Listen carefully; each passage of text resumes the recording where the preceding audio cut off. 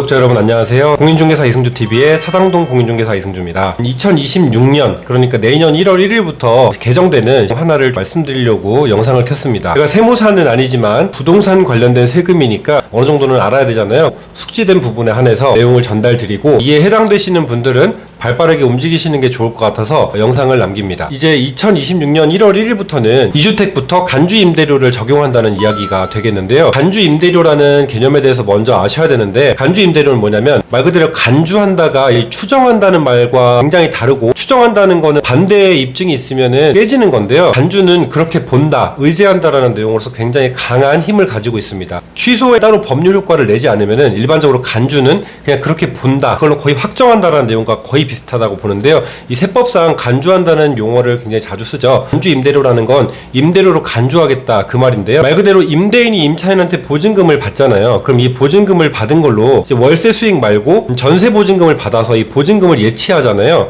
이 돈이 임차인의 돈이니까 임차인한테 받은 이 목돈을 가지고 다른 데 활용하지 않겠냐. 그러니까 이 금액만큼 당신이 어느 정도 활용해서 이 돈을 쓸 거 아니냐. 그러니까 은행 이자만큼은 적어도 받아갈 수 있지 않겠냐. 혹은 다른 데 활용할 거 아니냐. 이런 의미로 이 전세 보증금 목돈을 가지고 있는 사람들의 기준치를 잡아서 이 보증금을 이율로 환산해서 임대료로 계산하겠다, 이렇게 보면 될 것 같습니다. 한마디로 전세 보증금을 활용해서 이 돈을 가지고 은행에 예치하거나 다른 목적으로 활용했을 때 발생하는 수익률을 간주해서 임대료로 잡겠다라고 보는 거예요. 간주 임대료는 보통 법정이자율 지금 3.5%니까 이걸 기준해서 하는데요. 기준치는 60%를 잡아가지고 60% 정도는 은행에 예치하지 않겠냐라고 하는 거예요. 어떤 60%냐라고 하면요, 전체 보증금이 있죠. 보증금에서 3억을 제외하고 남은 보증금 있죠. 그 남은 보증금의 60%를 합치는 거예요. 보증금 합계가 12억 초과가 되면 이제 간주 임대료로 잡거든요. 15억이다 이러면 15억에서 3억을 빼죠. 그럼 12억을 가지고 여기에 60%는 간주 임대료로 계산하겠다, 법정 이율을 적용하겠다라는 개념이 됩니다. 시간 없으신 분들은 초반 부분만 보시면 되는데요. 현재 왜 이게 뜨거운 감자가 될 것 같냐면은, 첫 번째로는 전세 보증금을 갖다가 임대료로 잡는다, 이게 무슨 말이냐라고 해서 법에 대해서 굉장히 욕을 하시는 분들도 많이 있죠. 저는 이제 내용만 설명하는 거지 법을 제가 바꾸는 사람은 아니니까 어떤 부분의 말은 맞고 어떤 분의 말도 좀 이해가 가고 그런 상황입니다. 현재 월세 소득을 2주택 이상에 한해서 과세를 하고 있고, 기준시가 12억 초과되는 주택은 1주택부터 월세에 한해서는 받고 있어요. 월세는 기준시가 12억 초과라 그러면은 엄청 비싼 집이에요. 그러니까 월세도 엄청 크겠다 이거예요. 그 기준에서 과세를 하겠다라는 부분은 월세로 따박따박 받는 돈이니까. 전세의 경우에는 이제 3주택 이상인 분들에 한해서 이제 과세를 하고 있었는데요. 간주 임대료라는 개념이 처음 생긴 건 아니고 원래 이렇게 있었습니다. 종합소득세에 이제 가산을 해서 한 번에 매겼었는데요. 2026년 1월 1일부터는 전세 보증금이 12억을 초과하면은 이 2주택자에게도 이자율에 상당하는 아까 말씀드린 그런 계산법으로 간주 임대료를 매기겠다라는 게 오늘의 취지입니다. 이 소득세법 25조의 핵심인데요. 자, 25조를 한번 사진을 띄워드릴게요. 자, 읽어보면은 고가주택 2주택자의 간주 임대료 과세 대상을 구체화한다라고 해서,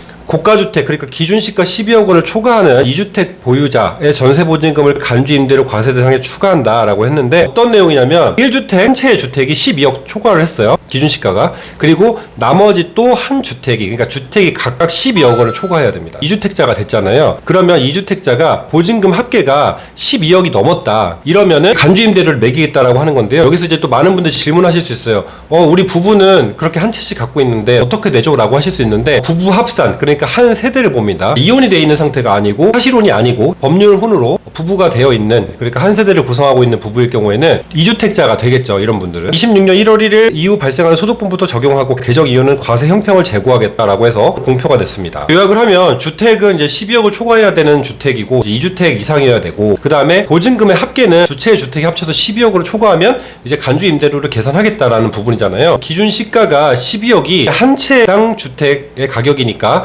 두 채를 합쳐서 12억을 초과하는 경우가 아니라 말 그대로 정말 고가주택 두 채를 갖고 있는 분들 안에서 해당이 되는데요. 세무사님들이 또 바빠지시기 시작할 것 같은데요. 개인적으로 제가 만약에 이런 상황에 해당이 된다면 저는 당연히 해당이 안 되지만, 어차피 월세 소득으로 법정 이자율로 계산을 해서 간주를 하는 것과, 그리고 실제 월세를 받아서 내가 이 월차임으로 계산했을 때 종합소득의 과세 구간과 좀 비교를 해서 상담을 할 것 같아요. 어떤 것이 더 기회비용이 크고 어떤 것이 더 효율적인지를 판단을 해야겠죠. 과세 구간에 대해서 그리고 과세액에 대해서 총 예상을 생각을 해보고 어떤 게 더 나을지를 판단을 해야 되겠고요. 기준시가 12억이 초과되는 주택에 한해서 이런 부분을 계산해야 되겠지만, 만약에 기준시가 12억 초과가 안 되는 분들이라면은 이제 월세 소득을 어떻게 해서 전세로 바꾸느냐 혹은 반전세로 바꿔서 월세를 올리느냐, 이렇게 상황별로 조금 다양하게 시뮬레이션을 해볼 수가 있을 것 같습니다. 정말 고가주택을 갖고 계신 분들, 혹은 한 주택은 너무 똘똘한데 한 주택은 12억이 갓 초과해서 이렇게 해서 2주택이 돼버리거나, 이런 분들께서는 뭐 차라리 똘똘한 한 채를 남겨두신다거나 이 한 채를 처분을 해서 차라리 다른 금융투자나 투자 자산으로 치환을 하시거나, 이런 방법도 있을 수 있겠죠. 오늘의 내용은 소득세법 25조가 이렇게 2026년 1월 1일부터 개정이 되는 부분이 있으니까 12억 초과의 기준시가 고가주택을 갖고 계신 분들은